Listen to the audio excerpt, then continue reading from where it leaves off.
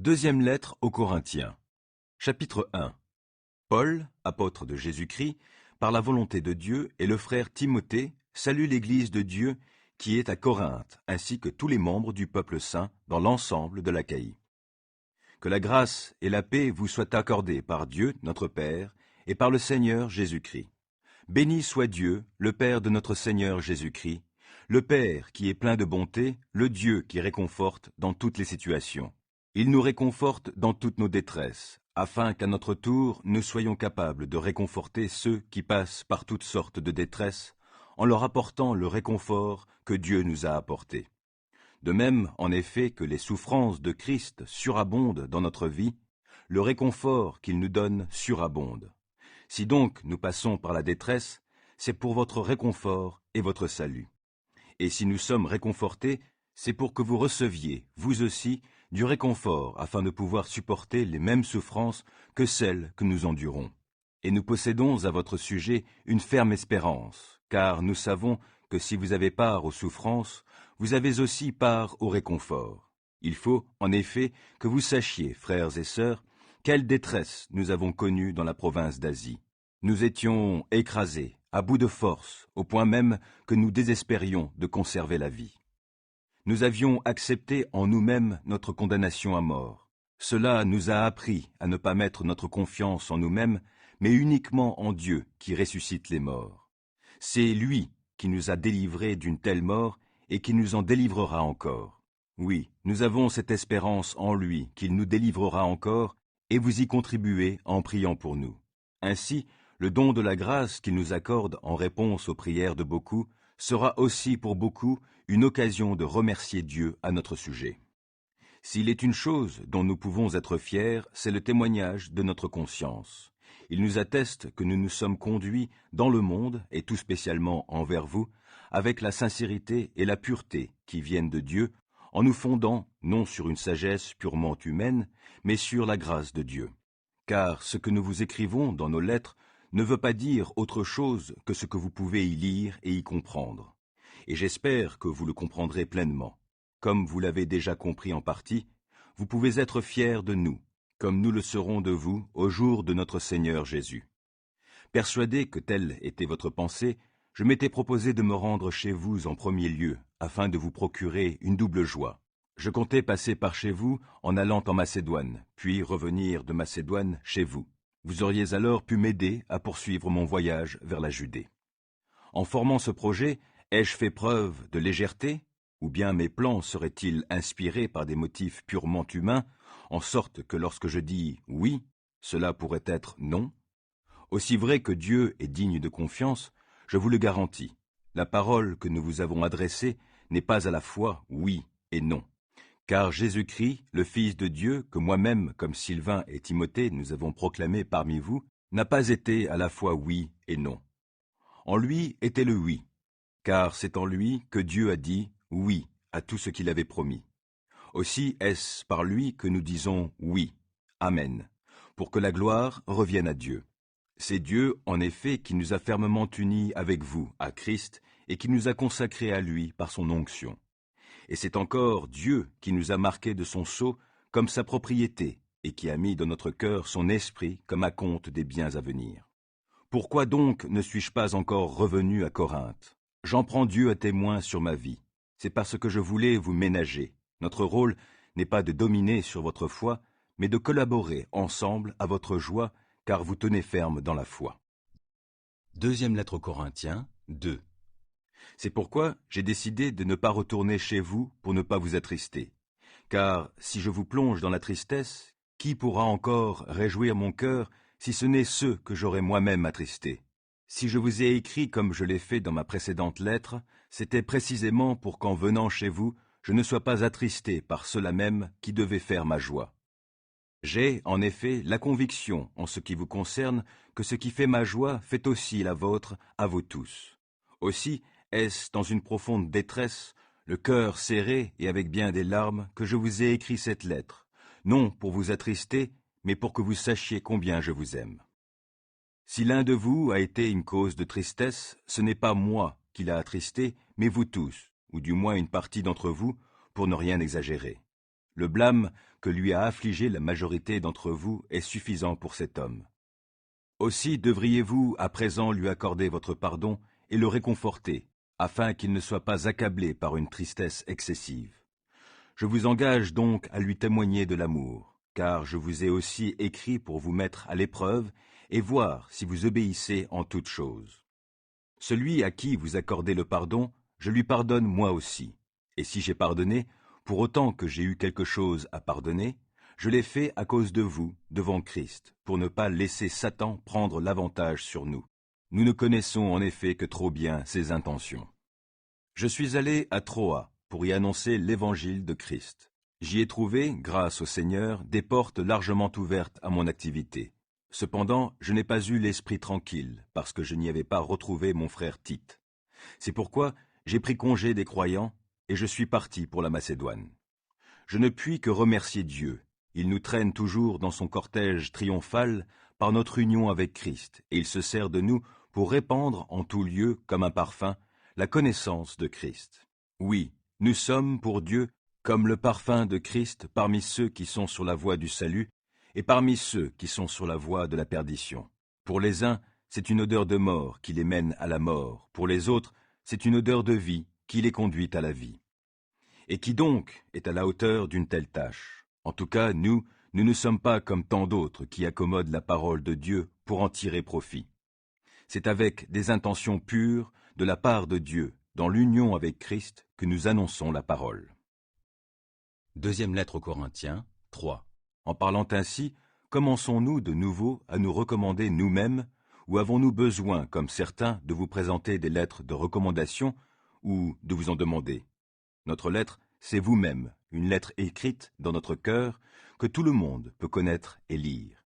Il est évident que vous êtes une lettre que Christ a confiée à notre ministère, et qu'il nous a fait écrire, non avec de l'encre, mais par l'Esprit du Dieu vivant, non sur des tablettes de pierre, mais sur des tablettes de chair, sur votre cœur. Telle est l'assurance que nous avons par Christ devant Dieu. Cela ne veut pas dire que nous puissions nous considérer par nous-mêmes à la hauteur d'une telle tâche. Au contraire, notre capacité vient de Dieu.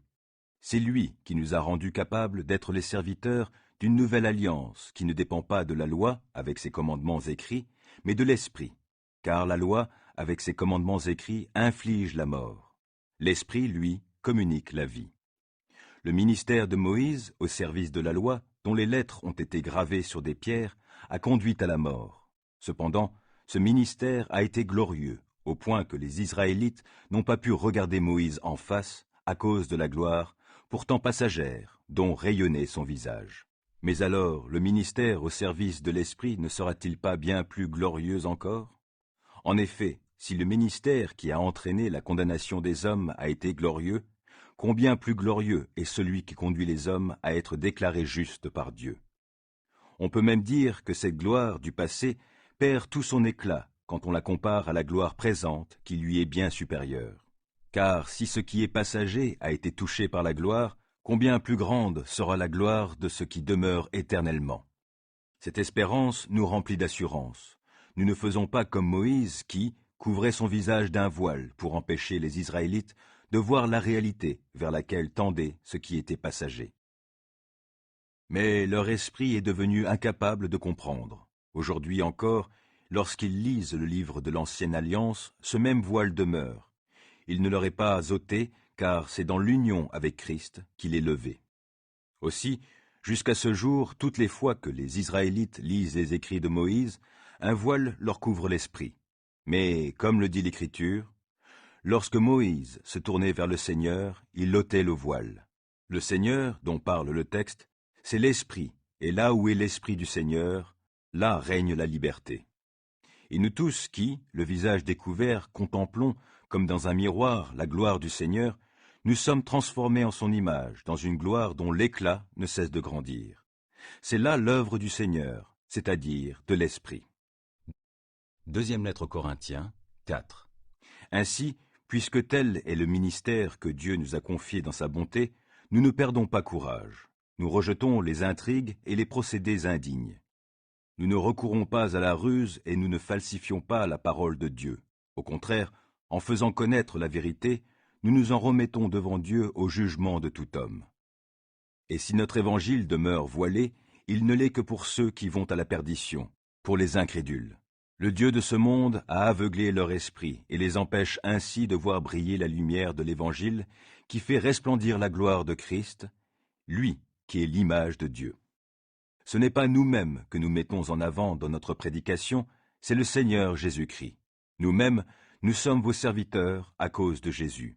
En effet, le même Dieu qui, un jour, a dit « Que la lumière brille du sein des ténèbres », a lui-même brillé dans notre cœur pour y faire resplendir la connaissance de la gloire de Dieu qui rayonne du visage de Jésus-Christ. Mais ce trésor, nous le portons dans des vases faits d'argile, pour que ce soit la puissance extraordinaire de Dieu qui se manifeste, et non notre propre capacité. Ainsi, nous sommes accablés par toutes sortes de détresses, et cependant jamais écrasés. Nous sommes désemparés, mais non désespérés, persécutés, mais non abandonnés, terrassés, mais non pas anéantis. Oui, nous portons toujours et en tout lieu dans notre corps la mort de Jésus, afin que la vie de Jésus soit, elle aussi, rendue manifeste par notre corps. Car sans cesse, nous qui vivons, nous sommes exposés à la mort à cause de Jésus, afin que la vie de Jésus soit aussi rendue manifeste dans notre corps mortel. Ainsi, la mort fait son œuvre en nous et la vie en vous. Nous sommes animés de ce même esprit de foi dont il est question dans cette parole de l'Écriture. J'ai cru, voilà pourquoi j'ai parlé. Nous aussi, nous croyons, et c'est pour cela que nous parlons. Nous savons en effet que Dieu, qui a ressuscité le Seigneur Jésus, nous ressuscitera aussi avec Jésus, et nous fera paraître avec vous en sa présence. Ainsi, tout ce que nous endurons, c'est à cause de vous, pour que la grâce abonde en atteignant des hommes toujours plus nombreux, et qu'ainsi augmente le nombre des prières de reconnaissance à la gloire de Dieu. Voilà pourquoi nous ne perdons pas courage, et même si notre être extérieur se détériore peu à peu, intérieurement nous sommes renouvelés de jour en jour. En effet, nos détresses présentes sont passagères et légères par rapport au poids insurpassable de gloire éternelle qu'elles nous préparent. Et nous ne portons pas notre attention sur les choses visibles, mais sur les réalités encore invisibles. Car les réalités visibles ne durent qu'un temps, mais les invisibles demeureront éternellement. Deuxième lettre aux Corinthiens, 5. Nous le savons, en effet. Si notre demeure, cette tente que nous habitons sur la terre, vient à être détruite, nous avons au ciel une maison que Dieu nous a préparée, une habitation éternelle qui n'est pas l'œuvre de l'homme. Car dans cette tente, nous gémissons parce que nous attendons, avec un ardent désir, de revêtir par-dessus l'autre notre domicile qui est de nature céleste. Si bien sûr, cela se produit tant que nous sommes encore vêtus de notre corps, et non quand la mort nous en aura dépouillés. En effet, nous qui vivons dans cette tente, nous gémissons, accablés, parce que nous voulons non pas nous dévêtir, mais revêtir un vêtement par-dessus l'autre. Ainsi, ce qui est mortel sera absorbé par la vie. C'est Dieu lui-même qui nous a destinés à un tel avenir, et qui nous a accordé son esprit comme acompte des biens à venir. Nous sommes donc en tout temps pleins de courage, et nous savons que, tant que nous séjournons dans ce corps, nous demeurons loin du Seigneur. Car nous vivons guidés par la foi, non par la vue. Nous sommes pleins de courage, mais nous préférerions quitter ce corps pour aller demeurer auprès du Seigneur. Aussi, que nous restions dans ce corps, ou que nous le quittions, notre ambition est de plaire au Seigneur. Car nous aurons tous à comparaître devant le tribunal de Christ, et chacun recevra ce qui lui revient selon les actes, bons ou mauvais, qu'il aura accomplis par son corps. C'est pourquoi, sachant ce qu'est la crainte du Seigneur, nous cherchons à convaincre les hommes, et Dieu sait parfaitement ce que nous sommes. J'espère d'ailleurs que, dans votre conscience, vous le savez, vous aussi. Nous ne nous recommandons pas à nouveau auprès de vous. Nous voulons seulement vous donner de bonnes raisons d'être fiers de nous. Ainsi, vous saurez répondre à ceux qui trouvent des raisons de se vanter dans les apparences et non dans leur cœur. Quant à nous, s'il nous est arrivé de dépasser la mesure, c'est pour Dieu. Si nous montrons de la modération, c'est pour vous.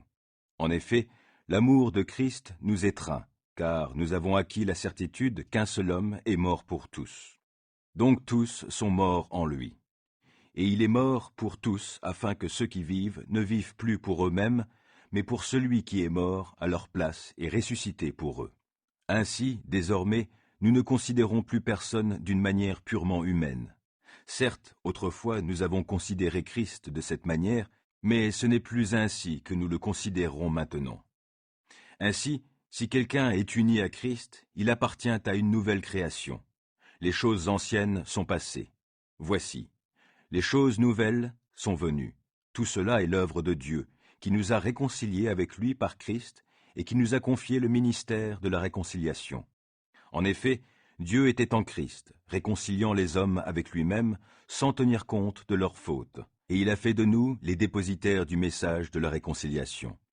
Nous faisons donc fonction d'ambassadeurs au nom de Christ, comme si Dieu adressait par nous cette invitation aux hommes. Au nom de Christ, nous vous en supplions, soyez réconciliés avec Dieu.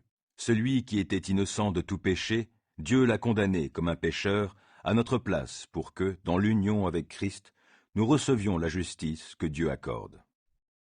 Deuxième lettre aux Corinthiens, 6. Aussi, nous qui travaillons ensemble à cette tâche, nous vous invitons à ne pas laisser sans effet la grâce que vous avez reçue de Dieu. En effet, Dieu déclare dans l'Écriture, « Au moment favorable, j'ai répondu à ton appel, et au jour du salut, je suis venu à ton secours. » Or, c'est maintenant le moment tout à fait favorable. C'est aujourd'hui le jour du salut. Pour que notre ministère soit sans reproche, nous évitons, en toute chose, de causer la chute de qui que ce soit. Et voici comment nous nous recommandons nous-mêmes en toute chose comme serviteurs de Dieu. C'est en vivant avec une persévérance sans faille, dans les détresses, les privations, les angoisses, dans les coups, les prisons, les émeutes, dans les fatigues, les veilles, les jeûnes. C'est par la pureté, par la connaissance, par la patience, par la bonté, par l'Esprit Saint, par l'amour sans feinte, par la parole de vérité, par la puissance de Dieu, c'est par les armes de la justice, offensives ou défensives, qu'on nous honore ou qu'on nous méprise, que l'on dise de nous du mal ou du bien. Et encore, on nous prend pour des imposteurs, mais nous disons la vérité. On nous prend pour des inconnus, et pourtant, on nous connaît bien. On nous prend pour des mourants, et voici, nous sommes toujours en vie. On nous prend pour des condamnés, mais nous ne sommes pas exécutés. On nous croit affligés, et nous sommes toujours joyeux, pauvres, et nous faisons beaucoup de riches, dépourvus de tout, alors que tout nous appartient. Chers Corinthiens, nous venons de vous parler en toute franchise. Nous vous avons largement ouvert notre cœur. Vous n'y êtes pas à l'étroit, mais c'est vous qui faites preuve d'étroitesse dans vos sentiments. Laissez-moi vous parler comme à mes enfants bien-aimés. Rendez-nous l'appareil. Ouvrez-nous, vous aussi, votre cœur. Ne vous mettez pas avec des incroyants sous un joug qui n'est pas celui du Seigneur. En effet, ce qui est juste peut-il s'unir à ce qui s'oppose à sa loi? La lumière peut-elle être solidaire des ténèbres? Christ peut-il s'accorder avec le diable? Que peut avoir en commun le croyant avec l'incroyant? Quel accord peut-il exister entre le temple de Dieu et les idoles? Car nous sommes, nous, le temple du Dieu vivant. Dieu lui-même l'a dit. J'habiterai et je marcherai au milieu d'eux. Je serai leur Dieu et ils seront mon peuple. C'est pourquoi, sortez du milieu d'eux. Séparez-vous d'eux, dit le Seigneur. N'ayez pas de contact avec ce qui est impur, alors je vous accueillerai. Je serai pour vous un père, et vous serez pour moi des fils et des filles, dit le Seigneur, le Tout-Puissant. Deuxième lettre aux Corinthiens, 7. Mes amis, puisque nous possédons ce qui nous a été promis en ces termes, purifions-nous de tout ce qui corrompt le corps et l'esprit, pour mener ainsi une vie pleinement sainte dans la crainte de Dieu. Faites-nous une place dans votre cœur. Nous n'avons causé de tort à personne, nous n'avons ruiné personne, nous n'avons exploité personne. En parlant ainsi, je n'entends nullement vous condamner. Je vous l'ai déjà dit, nous vous portons dans notre cœur à la vie et à la mort. Grande est mon assurance quand je parle de vous, grande est ma fierté à votre sujet. J'ai été pleinement réconforté, je déborde de joie dans toutes nos détresses. En effet, à notre arrivée en Macédoine, nous n'avons pas eu un instant de repos. Nous avons connu toutes sortes de détresses, conflits au dehors, craintes au dedans. Mais Dieu, qui réconforte ceux qui sont abattus, nous a réconfortés par l'arrivée de Tite. Ce n'est pas seulement sa venue qui nous a réconfortés, mais aussi le réconfort qu'il avait reçu de vous. Il nous a fait part de votre ardent désir de me revoir, de votre profonde tristesse, de votre dévouement à mon égard. Et tout cela n'a fait qu'augmenter ma joie. C'est pourquoi, si je vous ai causé de la peine par ma précédente lettre, je ne le regrette pas. Certes, je l'ai d'abord regretté en voyant combien elle vous a attristé sur le moment. Mais maintenant, je me réjouis, non pas de votre tristesse, mais de ce que cette tristesse vous ait amené à changer d'attitude. Car la tristesse que vous avez éprouvée était bonne aux yeux de Dieu, si bien qu'en fait, nous ne vous avons causé aucun tort. En effet, la tristesse qui est bonne aux yeux de Dieu produit un changement d'attitude qui conduit au salut et qu'on ne regrette pas. La tristesse du monde, elle, produit la mort. Cette tristesse qui est bonne aux yeux de Dieu, voyez quel empressement elle a produit en vous. Quelles excuses vous avez présentées, quelle indignation vous avez manifestée, et quelle crainte, quel ardent désir de me revoir, quel zèle, quelle détermination à punir le mal. Par toute votre attitude, vous avez prouvé que vous étiez innocent en cette affaire. Bref, si je vous ai écrit, ce n'était pas à cause de celui qui a commis l'offense, ni à cause de celui qui l'a subi, mais c'était pour que votre empressement pour nous soit manifesté devant Dieu parmi vous. C'est pourquoi votre réaction nous a réconfortés. À ce réconfort s'est ajoutée une joie bien plus vive encore en voyant combien Tite était heureux à cause de la manière dont vous avez apaisé ses craintes. Ainsi, si je lui ai parlé de vous avec quelque fierté, je n'ai pas eu à en rougir, car l'éloge que je lui ai fait de vous s'est révélé conforme à la vérité, exactement comme tout ce que nous avons pu vous dire. Aussi, redouble-t-il d'affection pour vous quand il se rappelle votre obéissance à vous tous, et avec quels égards et quel respect vous l'avez accueilli. Je suis heureux de pouvoir compter sur vous en toutes choses. Deuxième lettre aux Corinthiens, 8. Nous voulons vous faire connaître, frères et sœurs, la grâce que Dieu a accordée aux églises de Macédoine. Elles ont été mises à l'épreuve par de multiples détresses, mais les croyants, animés d'une joie débordante et malgré leur extrême pauvreté, ont fait preuve d'une très grande générosité. Ils sont allés jusqu'à la limite de leurs moyens, et même au-delà, j'en suis témoin. Spontanément et avec une vive insistance, ils nous ont demandé la faveur de prendre part à l'assistance destinée à ceux qui, à Jérusalem, font partie du peuple saint. Dépassant toutes nos espérances, ils se sont tout d'abord donnés eux-mêmes au Seigneur et ensuite, conformément à la volonté de Dieu, ils se sont mis à notre disposition. Aussi avons-nous encouragé Tite à mener à bonne fin chez vous cette œuvre de générosité qu'il avait si bien mise en train. Vous êtes riches dans tous les domaines, qu'il s'agisse de la foi, de la parole ou de la connaissance, du zèle en toutes choses ou de l'amour qui, de notre cœur, a gagné le vôtre. Cherchez donc aussi à exceller dans cette œuvre de générosité. Ce n'est pas un ordre que je vous donne, mais en mentionnant le zèle que d'autres ont déployé, je cherche à éprouver l'authenticité de votre amour. Car vous savez comment notre Seigneur Jésus-Christ a manifesté sa grâce envers nous. Lui qui était riche, il s'est fait pauvre pour vous, afin que par sa pauvreté, vous soyez enrichis. C'est donc un simple avis que je vous donne, et c'est ce qui vous convient. En effet, n'avez-vous pas été les premiers, dès l'an dernier, non seulement à agir, mais à prendre l'initiative de ce projet? Achevez donc à présent de le réaliser. Menez-le à terme, selon vos moyens, avec le même empressement que vous avez mis à le décider. Lorsqu'on donne de bon cœur, Dieu accepte ce don en tenant compte de ce que l'on a et non de ce que l'on n'a pas. Il n'est pas question de vous réduire vous-même à l'extrémité pour que d'autres soient soulagés, il s'agit simplement de suivre le principe de l'égalité. Dans la circonstance présente, par votre superflu, vous pouvez venir en aide à ceux qui sont dans le besoin. Aussi, par leur superflu, ils pourront un jour subvenir à vos besoins. Ainsi s'établit l'égalité, suivant cette parole de l'Écriture.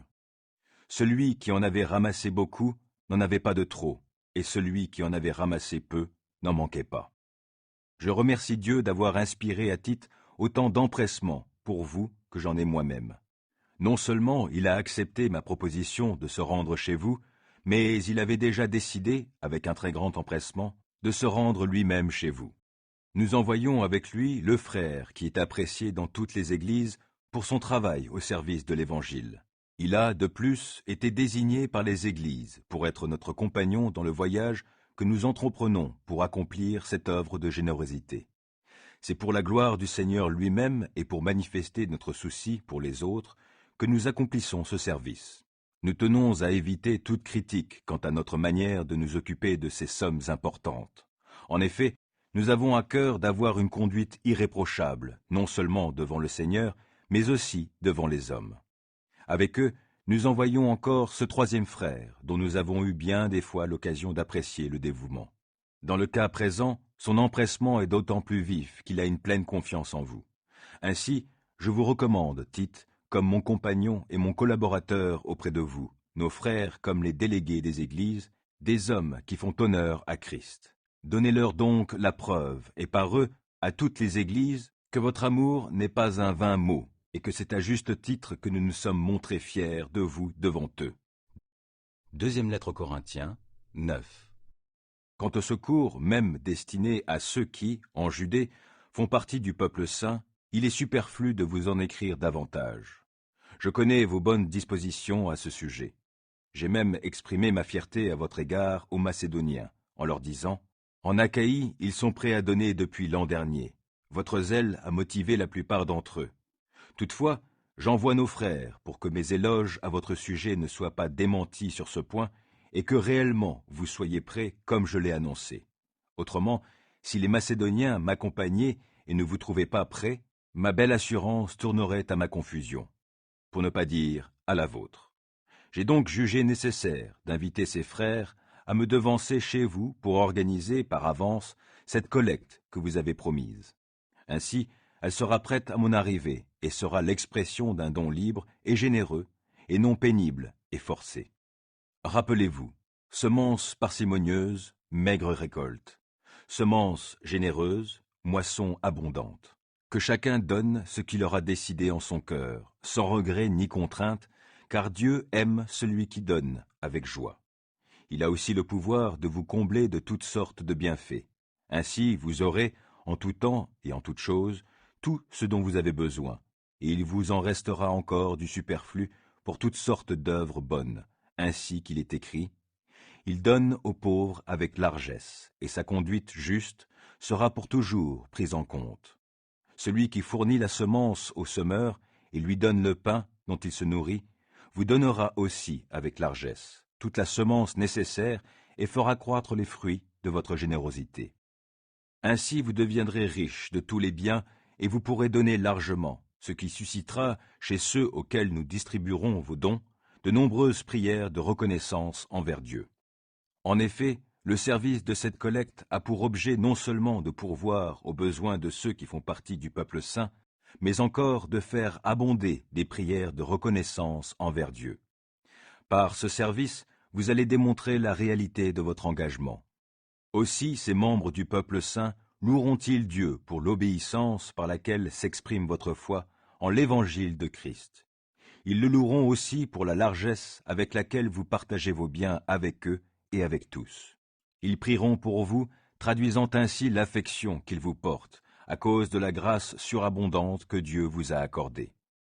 Béni soit Dieu pour son don incomparable. Deuxième lettre aux Corinthiens, 10. Moi, Paul, je suis, paraît-il, timide quand je suis présent parmi vous, et hardi quand je suis absent loin de vous. Mais c'est au nom de la douceur et de la bonté de Christ que je vous adresse cet appel. Je vous en prie, ne m'obligez pas, lorsque je serai chez vous, à me montrer hardi, car je compte faire preuve de mon assurance et agir avec audace envers certains qui jugent notre conduite trop humaine. Sans doute, nous sommes des hommes et nous vivons comme tels, mais nous ne menons pas notre combat d'une manière purement humaine.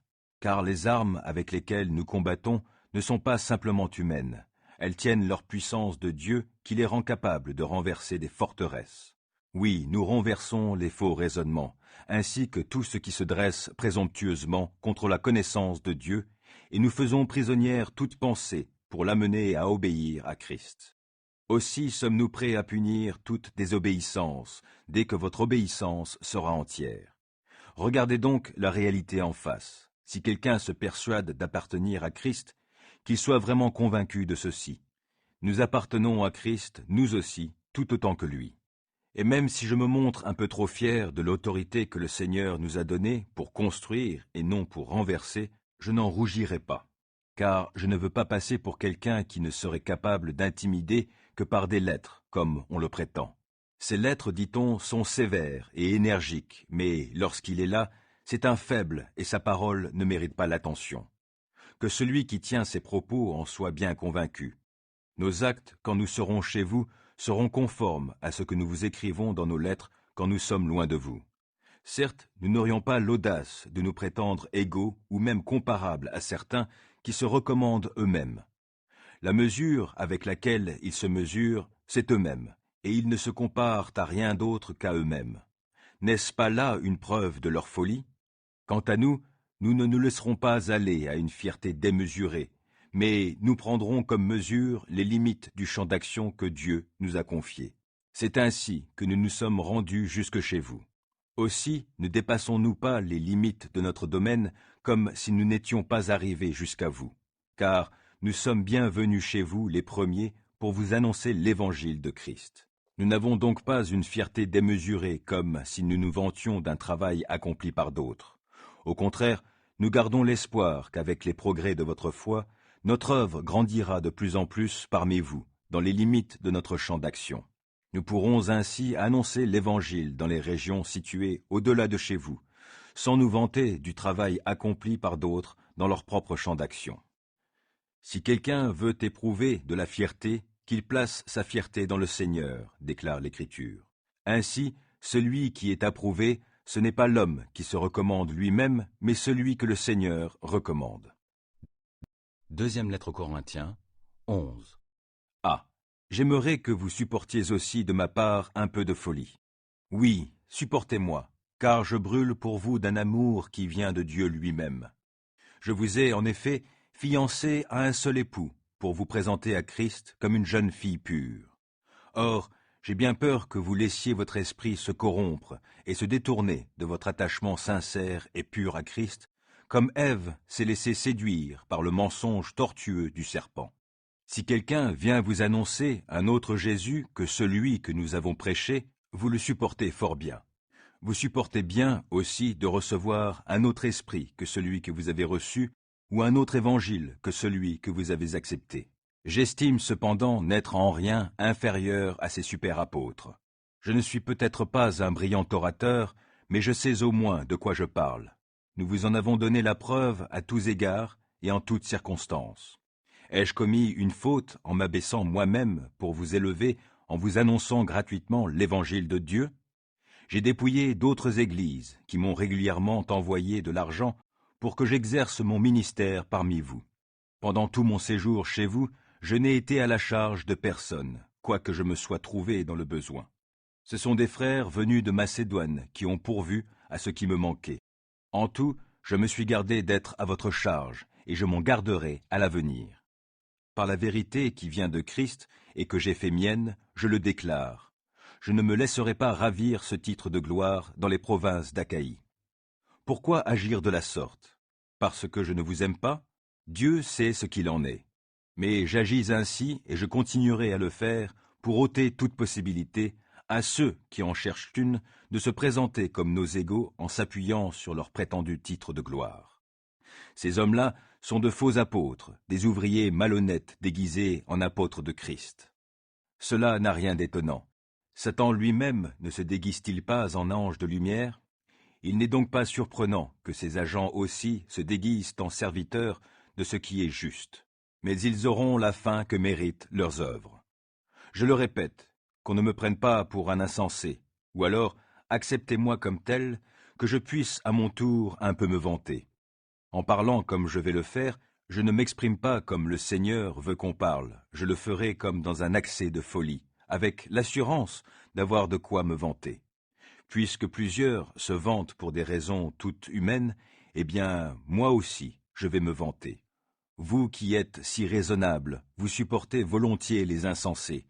Vous supportez qu'on vous traite en esclave, qu'on vous exploite, qu'on vous dépouille, qu'on vous traite avec arrogance, qu'on vous gifle.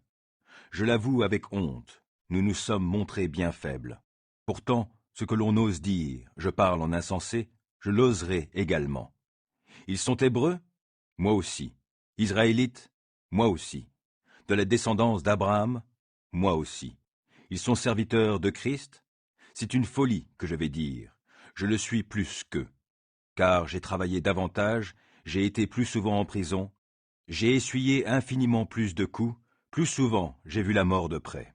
5 fois j'ai reçu des Juifs les 40 coups moins un. 3 fois j'ai été fouetté, une fois lapidé, j'ai vécu 3 naufrages, j'ai passé 1 jour et 1 nuit dans la mer. Souvent en voyage, j'ai été en danger au passage des fleuves, en danger dans des régions infestées de brigands, en danger à cause des Juifs, mes compatriotes, en danger à cause des païens, en danger dans les villes, en danger dans les contrées désertes, en danger sur la mer, en danger à cause des faux frères. J'ai connu bien des travaux et des peines, de nombreuses nuits blanches, la faim et la soif, de nombreux jeûnes, le froid et le manque d'habits. Et sans parler du reste, je porte un fardeau quotidien, le souci de toutes les églises. En effet, qui est faible sans que je sois faible? Qui tombe sans que cela me brûle? Oui, s'il faut se vanter, c'est de ma faiblesse que je me vanterai. Le Dieu et Père du Seigneur Jésus, qui est éternellement béni, sait que je ne mens pas. À Damas, le gouverneur du roi Arétas faisait surveiller toutes les issues de la ville pour m'arrêter. Par une fenêtre du mur d'enceinte, on me fit descendre dans une corbeille le long du rempart, et ainsi seulement j'ai pu lui échapper. Deuxième lettre aux Corinthiens, 12. Faut-il se vanter? Cela n'est pas convenable. J'en viendrai cependant à des visions et à des révélations du Seigneur. Je connais un homme qui appartient à Christ et qui, il y a 14 ans, a été enlevé jusqu'au 3e ciel. Était-ce dans son corps? Je ne sais. Ou sans son corps? Je ne sais, mais Dieu le sait. Je sais seulement que cet homme, dans son corps ou hors de son corps, je ne sais, Dieu le sait, a été enlevé au paradis et qu'il a entendu des paroles qu'on ne peut pas répéter parce qu'il n'est pas permis à un homme de les dire. Au sujet d'un tel homme, je me vanterai, mais au sujet de moi-même, je ne me vanterai que de mes faiblesses. Et pourtant, si je voulais me vanter, je ne serais pas un insensé, car je ne dirais que la vérité. Mais je m'en abstiens, car je désire éviter que l'on se fasse de moi une idée supérieure à ce qu'on peut déduire de mes actes et de mes paroles. D'ailleurs, parce que ces révélations étaient extraordinaires pour me garder de l'orgueil, Dieu m'a imposé une épreuve qui, telle une écharde, tourmente mon corps. Elle me vient de Satan qui a été chargé de me frapper pour que je ne sois pas rempli d'orgueil. Au sujet de cette épreuve, j'ai prié par 3 fois le Seigneur de l'éloigner de moi, mais il m'a répondu, « Ma grâce te suffit, c'est dans la faiblesse que ma puissance se manifeste pleinement. » C'est pourquoi je me vanterai plutôt de mes faiblesses, afin que la puissance de Christ repose sur moi. Je trouve ainsi ma joie dans la faiblesse, les insultes, la détresse, les persécutions et les angoisses que j'endure pour Christ. Car c'est lorsque je suis faible que je suis réellement fort. Voilà que je parle en insensé, mais vous m'y avez forcé. C'est vous qui auriez dû me recommander, car bien que je ne sois rien, je ne suis en rien inférieur à ces super apôtres. Les marques qui caractérisent un apôtre ont été produites parmi vous. Une persévérance sans faille, des signes miraculeux, des prodiges, des actes extraordinaires. En quoi avez-vous été défavorisés par rapport aux autres églises? Tout au plus par le fait que je ne vous ai pas été à charge. Pardonnez-moi cette injustice. Me voici prêt à me rendre chez vous pour la 3e fois. Et à nouveau, je ne vous serai pas à charge, car ce ne sont pas vos biens que je recherche, c'est vous-même. En effet, ce n'est pas aux enfants d'épargner pour leurs parents. Ce sont les parents qui doivent le faire pour leurs enfants. Pour moi, c'est très volontiers que je ferai des dépenses et que je me dépenserai moi-même tout entier pour vous. Si je vous aime davantage, devrais-je être moins aimé de vous? Soit, diront certains. Je ne vous ai pas été à charge, mais en malin que je suis, je vous ai pris par ruse. Vous ai-je exploité par l'intermédiaire de l'un ou l'autre de mes envoyés? J'ai demandé à Tite d'aller chez vous, et j'ai envoyé avec lui le frère dont j'ai parlé. Tite vous a-t-il exploité? N'avons-nous pas marché tous deux dans le même esprit? N'avons-nous pas suivi les mêmes traces? Vous croyez depuis longtemps que nous cherchons à nous justifier à vos yeux. Non, c'est devant Dieu que nous parlons, en accord avec Christ. Et tout cela, mes chers amis, ne vise qu'à une seule chose, votre croissance dans la foi.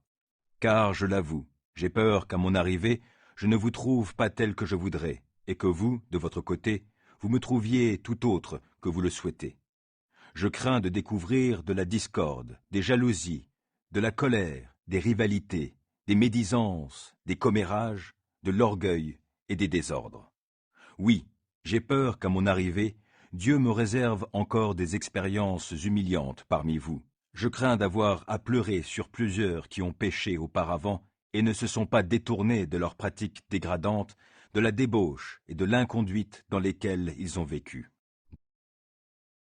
Deuxième lettre aux Corinthiens, 13. Voici donc la 3e fois que je viendrai chez vous.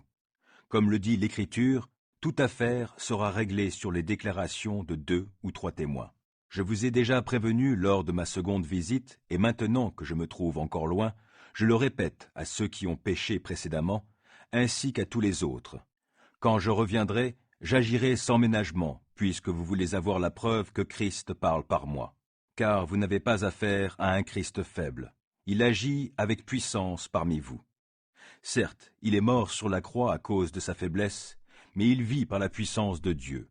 Nous, de même, dans notre union avec lui, nous sommes faibles, mais nous nous montrerons vivants avec lui par la puissance de Dieu dans notre façon d'agir envers vous. Faites donc vous-même votre propre critique, et examinez-vous pour voir si vous vivez dans la foi. Ne reconnaissez-vous pas que Jésus-Christ est en vous? À moins peut-être que cet examen n'aboutisse pour vous à un échec. Mais vous reconnaîtrez, je l'espère, que nous avons fait nos preuves. Ce que nous demandons à Dieu, c'est que vous vous absteniez de tout mal. Car, en fait, nous ne tenons pas du tout à montrer que nous avons fait nos preuves. Tout ce que nous désirons, c'est que vous fassiez le bien, même si l'épreuve paraît devoir tourner contre nous. En effet, nous n'avons aucun pouvoir contre la vérité. C'est seulement pour la vérité que nous en avons. Nous sommes contents d'être faibles si vous êtes réellement forts. C'est justement ce que nous demandons à Dieu dans nos prières, votre perfectionnement. Voilà pourquoi je vous écris tout cela pendant que je suis encore loin, pour qu'étant présent, je n'ai pas à faire usage avec ces vérités de l'autorité que le Seigneur m'a donnée pour construire et non pour renverser. J'ai terminé, frères et sœurs. Soyez dans la joie. Travaillez à votre perfectionnement. Encouragez-vous mutuellement. Soyez d'accord entre vous. Vivez dans la paix. Alors, le Dieu d'amour et de paix sera avec vous. Saluez-vous en vous donnant le baiser fraternel. Tous ceux qui, ici, font partie du peuple saint vous saluent. Que la grâce du Seigneur Jésus-Christ, l'amour de Dieu et la communion du Saint-Esprit soient avec vous tous.